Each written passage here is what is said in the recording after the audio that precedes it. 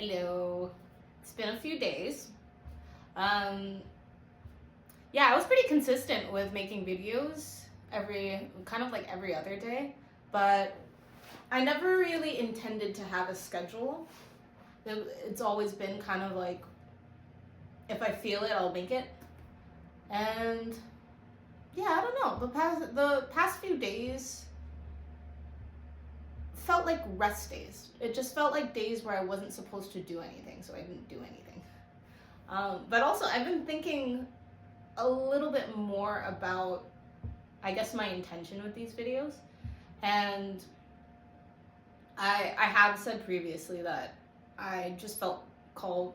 Well, actually, there's a couple different reasons. For one, I wanted to practice speaking because I do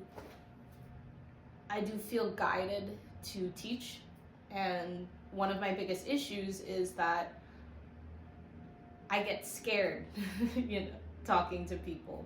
And even though this is a camera and I don't know how many people will see this on the other side, it's still a form of practice.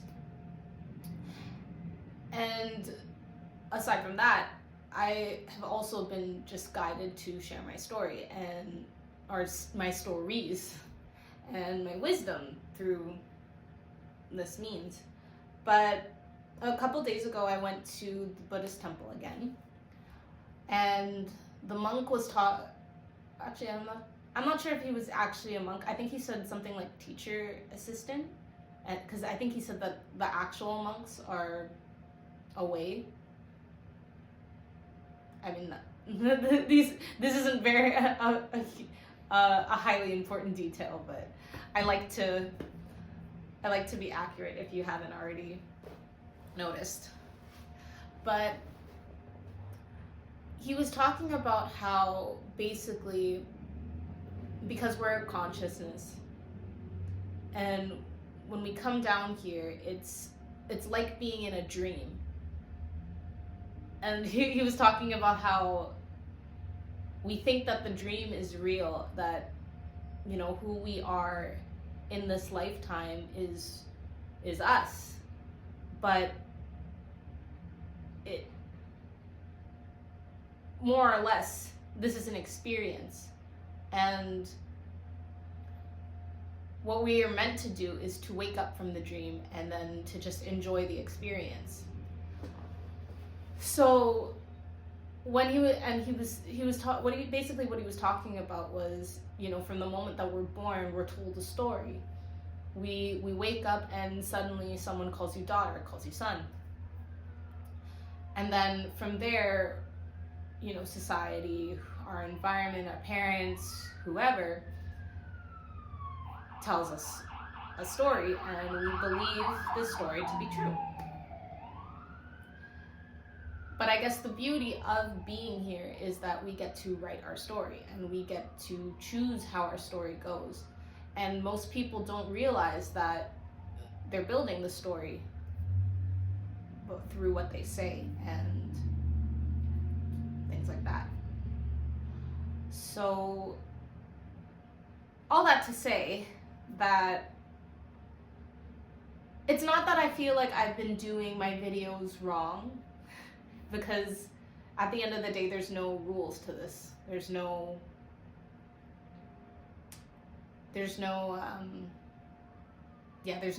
real right way.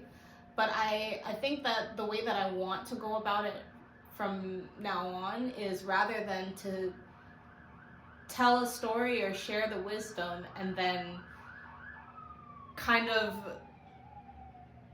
I guess, get the point at the end, or reiterate what the point is or what I'm trying to share at the end, I want to reverse it. I want to start out with the intent of what I am trying to convey, and then share the wisdom or the story that goes along with that message. So that being said, today my intent is for anybody who, I guess, has trouble with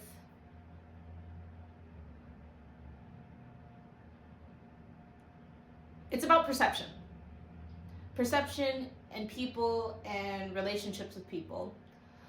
Part of the reason why I felt the need to share this today was my last video, which was about breaking up with my parents.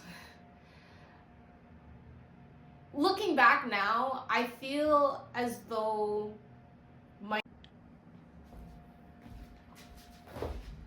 so I guess not filming for a few days made me forget about the whole alarm thing. I don't know, I must have been speaking for like 20 to 30 minutes and it only got the intro. So we're back. I had some soup. And you know what? Everything happens for a reason. I'm sure that there is a better reason why, or there's a reason why I'm supposed to refilm this. But yeah, I think what I was saying was that the way that I had spoken about the situation with my parents and how I was dealing with it, which was breaking up with them, it was very absolute, or it sounded very absolute. And, you know, I know why I said it that way. I said it because I want to protect myself, and because I really do believe that if they don't want to change their attitude, then I should remove myself. But at the same time, I don't want to perpetuate the idea that that solution is the only way to deal with people, you know, to remove yourself, because it can easily become a thing of your presence being a bargaining chip for them to change. And I guess the sense of what I'm trying to say in this video is, I guess, how to meet people where they are and how to navigate from a place of not trying to control situations by controlling people. More of, if you are acting true to yourself and you are personally free, either you will attract the people who are on the same wavelength, or hopefully you can inspire change in the people around you. But that doesn't necessarily mean that if you can't, that you have to completely remove them yourself.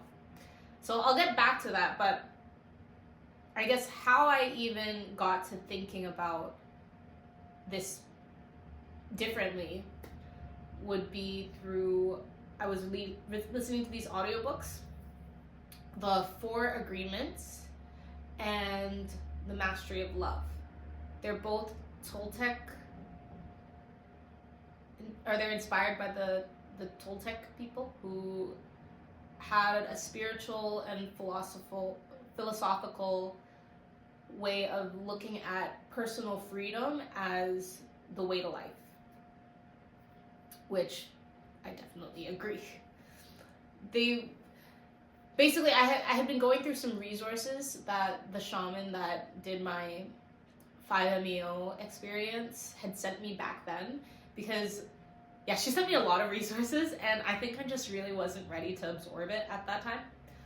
So I've been slowly going through them because, as you know, I don't know if I already said this in the intro because I had to refilm everything, but I am guided to be a spiritual guide. I'm looking into shamanism because I do believe that part of my mission on this earth in this lifetime is to guide people in a modern way by learning from the core principles of all the religions and ancient teachings that have been lost, because we do live in a society that is quite lost.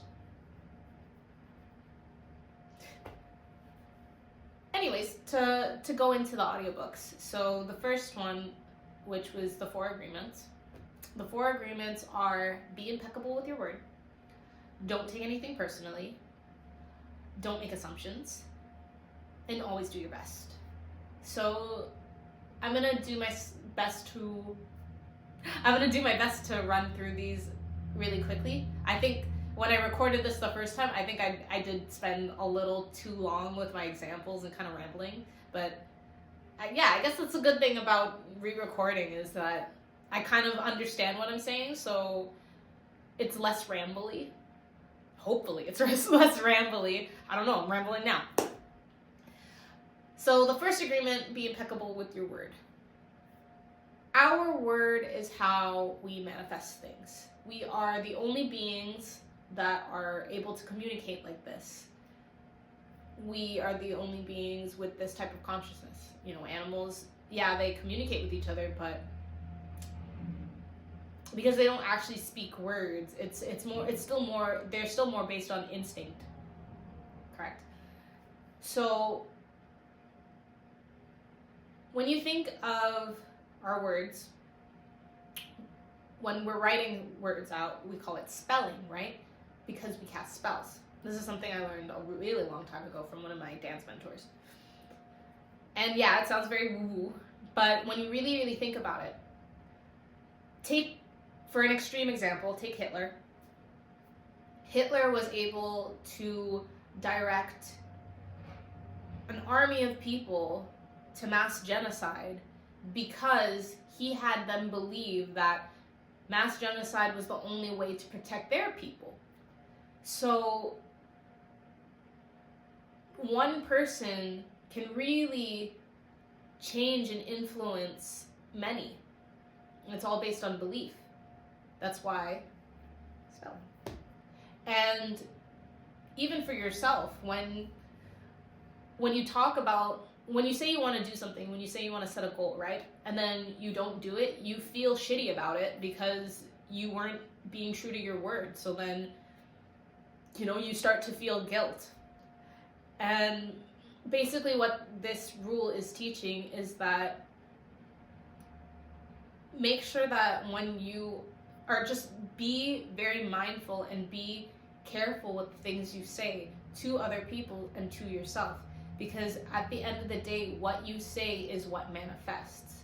So if you are manifesting, or if you say stuff like, oh, like the world is against me, nothing ever goes my way, that's gonna keep showing up, because that's literally how this world works.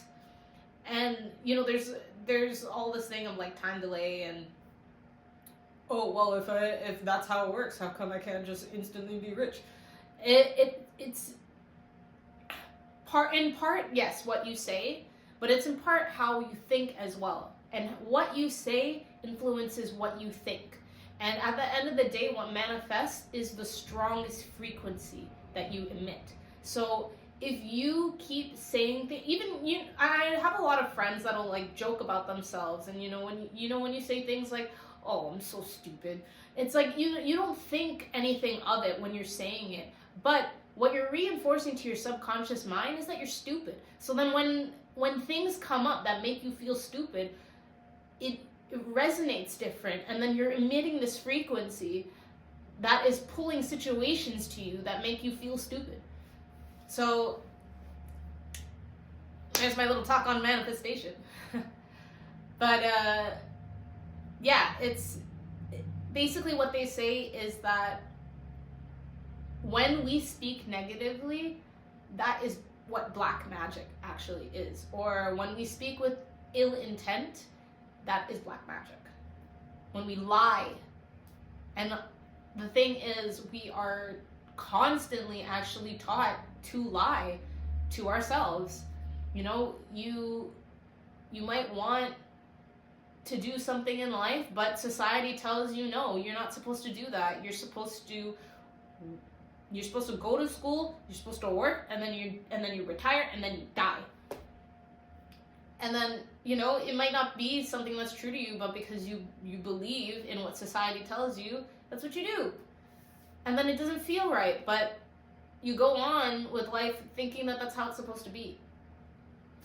So it kind of leads into the next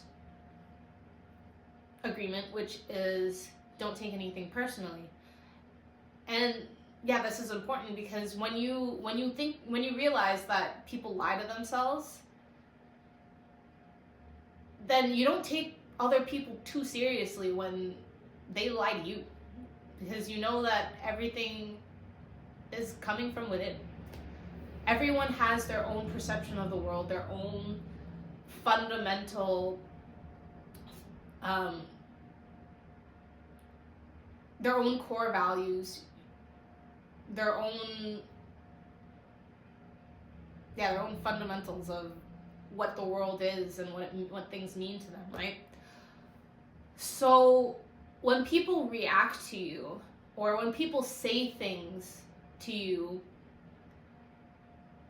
for example, if somebody is angry, right, and they say something to you like, oh, you're an idiot.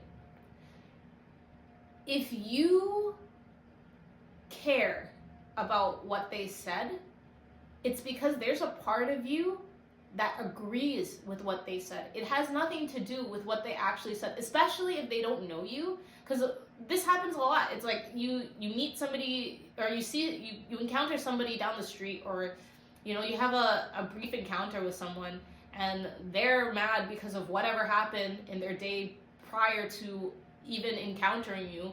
But then they say something to you, and then it bothers you. It bothers you because there's part of you that agrees, even though you know logically that they have no bearings to say that.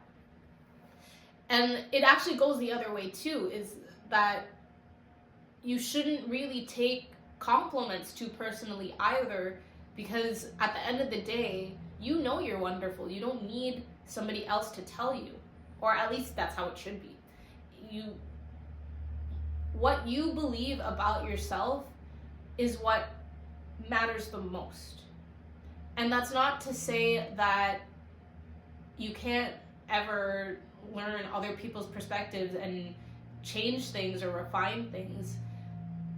That is how you should be interacting with life. It's when people are directly telling you something that you don't necessarily agree with or rubs you the wrong way. It's because there is some part of you that believes that. So, when you kind of look at things through that lens, then it's easier to be like, oh, that wasn't even about me. You realize that, yeah, it's at the end of the day, everyone's looking at things through their own lens. Everyone's in their own personal world. So no matter what you think or say about other people, it's because it reflects something in you. And that's why it bothers you. Because if it didn't, then you'd simply be able to be like, okay, I understand that this is stemming from something in their childhood or some other past thing, and then you'd be able to let it go or sympathize a little more and maybe want to know a little more about why they feel that way. Or even look at, if it bothered you personally, look at yourself and see, why did that bother me? Or why does this bother me about another person? What area in my life am I doing that? And it can be a very humbling way to think. But yeah, when you start to look at other people as mirrors that way, it makes navigating a lot easier, and yeah, it's just like it's a lot more peaceful. So the third agreement is to not make assumptions. We as humans like to know. We like to have finite answers. However, because of how most of us are raised, which, in childhood, a lot of the ways that we are disciplined is sort of an absence of attention, or, you do something wrong and then parent shows disdain, and then you kind of feel like, oh, you don't, especially as a child, because you don't have the concept of separating your actions from you. what ends up happening is you feel like, oh, I can't be myself. And then that kind of grows as you grow. All right. What is it called? I'm thinking fester, but that's not it either. Oh well, it doesn't matter. You get the gist of what I'm trying to say. So, what happens is when we grow older, we gotta get afraid to ask questions or to clarify, because we think that, oh, they're gonna judge me for asking. Where most problems in the world would be solved if people were just better and clear communicators. Because when you truly understand a situation for what it is, and going back to the other point, when you realize that what somebody was thinking or what somebody said actually had some different root that has nothing to do with you, it's much easier to come to a mutual understanding.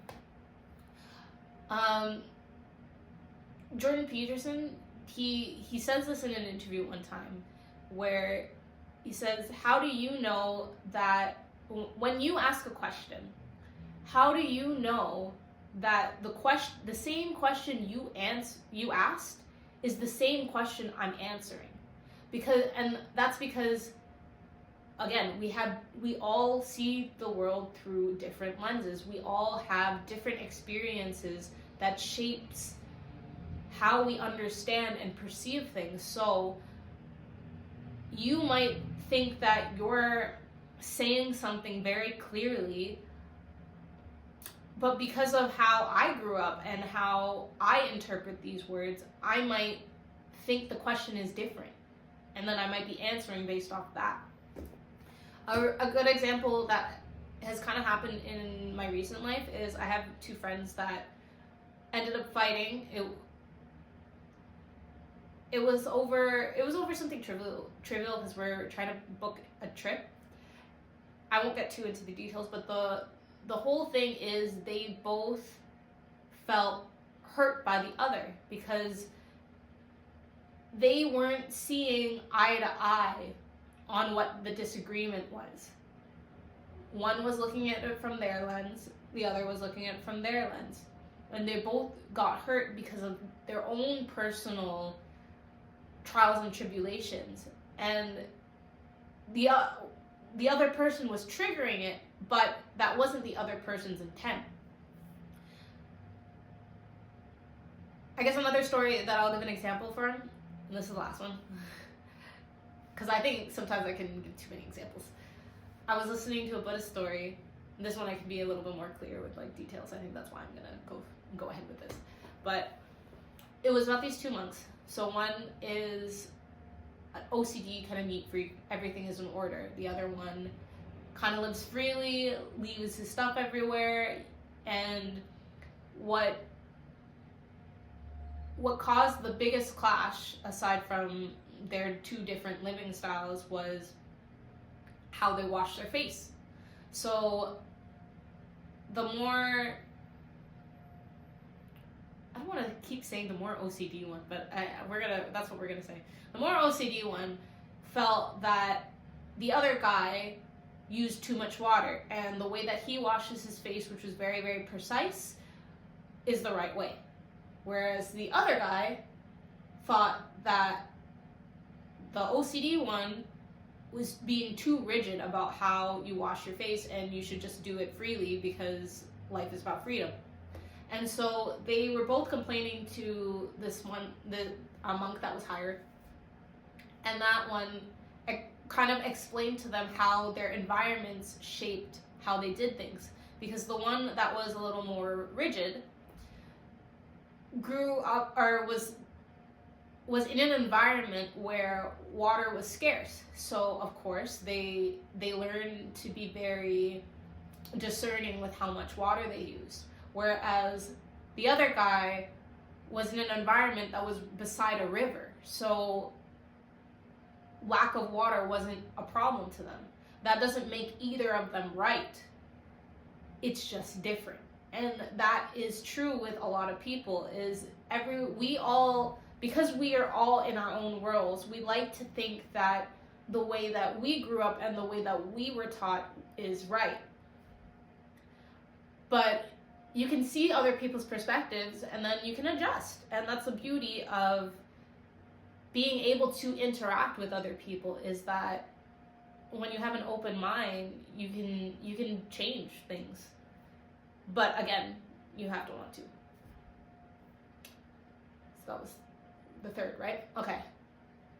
Oh yeah, don't make assumptions. So when you can kind of understand where people are coming from and why they think a certain way, then it's easier to come to an understanding, even if you still disagree. Because you can be like, okay, I understand why your viewpoint is your viewpoint. I don't agree with it, but I understand why that's your viewpoint.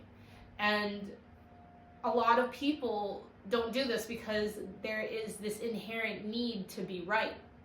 And the dangerous thing about making assumptions is, when you make an assumption, you're making the assumption and you're creating a story to fill in the gap of what you don't actually know, because we have the need to actually know. So when you do that, when you make the assumption and you run with this story in your mind, anything that bursts the bubble of that story makes you defensive, because now you feel like you weren't right and you want to bend things in a way to make yourself be right. Or at least that's how most people do things. You know, it's like we don't like to take things at face value sometimes, just because if we already filled it, it's an ego thing, you know, you don't want to be wrong. And you know, sometimes maybe you make an assumption and you are right, but the point is, at the end of the day, it's better to just get the clarification and to cut out the assumption altogether, so that everything's just clear. Everything's just more clear. And then there's just less conflict in the world. There would be so much less conflict in the world if people just thought like this. Moving on. The last agreement is to always do your best. And it kind of sets up the other three, in the sense that if you are doing your best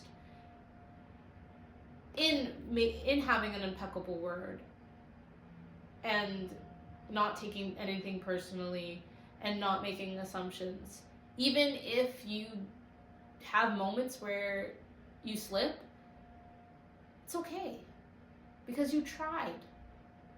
And you can and then you take that failure and then you try again and you do better the next time. And an important thing to remember when it comes to always doing your best is your best is ever changing. A good example of that is your best that they gave in the book is your best in the morning, right after you wake up and you are feeling rested, is going to be very different from your best after a very long day when you're tired. And what doing your best does is it eliminates the guilt that's associated with when things don't go your way. Because again, you know that you can use that information and do better the next time, and then you evolve. And I think a lot of people kind of just get stuck thinking that, okay, well, maybe I was supposed to do this or this or this. And it's like, that's fine if you're going to use it for next time, but a lot of people fail. A lot of people fail by quitting. Sorry. A lot of people quit. And that is real failure, because then you're giving up. And that's not to say that, and that's not to confuse that with, you know, when you're going down the wrong, a path that doesn't feel true to you, and then you give it up because there's something better you want to give your time to. It's because that's a whole different story. If you are if it feels like resistance, if it feels like more work than it should, then yeah, you should give it up, and that's not necessarily failure, but it's about, did you give it your best before you made that decision? And I think in terms of, yeah, following what's right for you, what I'm really learning is that it should flow. And not in the sense that you're never going to come across a challenge, but it's like when you come across a challenge, it doesn't feel like a chore. It feels exciting still, because you know that the challenge is preparing you for whatever it is that you want as the end goal. So that's the 4 agreements. And then the mastery of love is kind of the same, or like a similar concept, but now through the lens of just relationships in general. And basically what it talks about is when what happens is we tend to align ourselves with people, and then because we're not clear about things that we actually want, or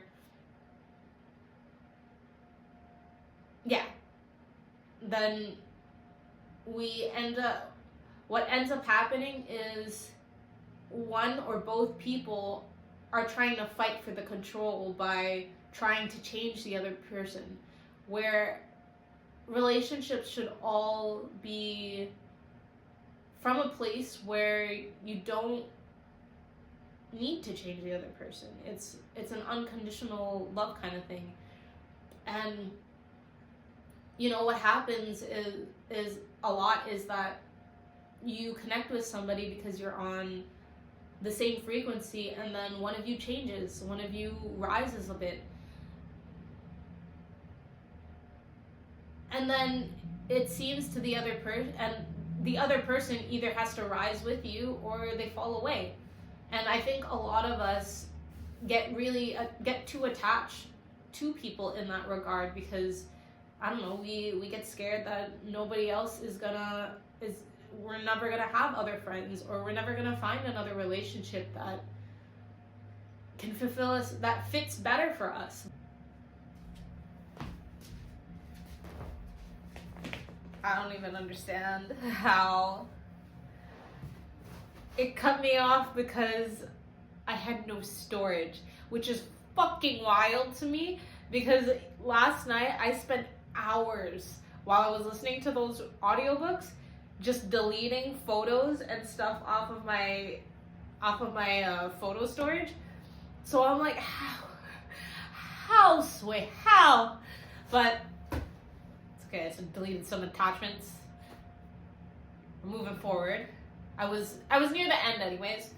So I believe what I was talking about was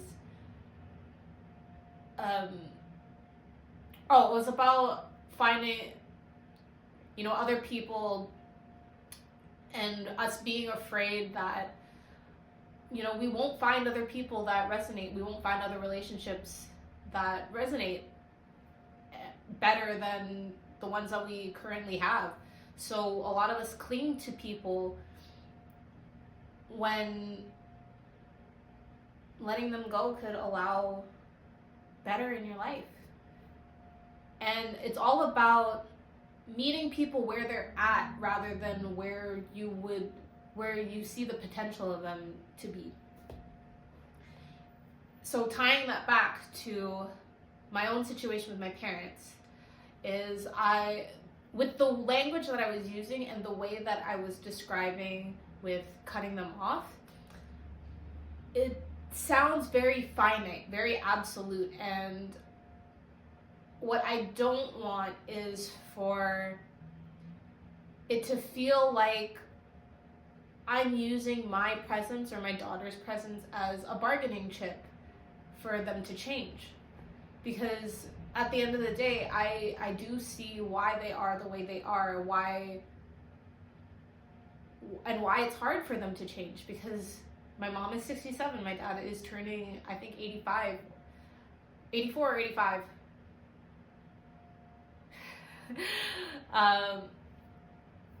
They're fucking old is what I'm trying to say.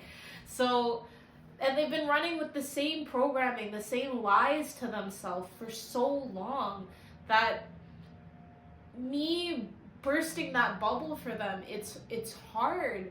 It's you know, they've had this protective shield for so long. And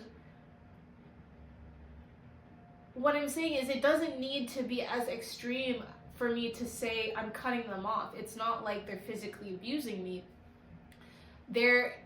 I just have to find the middle ground so I can navigate the relationship without bringing harm to the peace that I've attained in my life. But still, but still having a relationship and not taking things personally, because I know where they're coming from. And this came up because my brother was asking what we're going to do for my dad's birthday.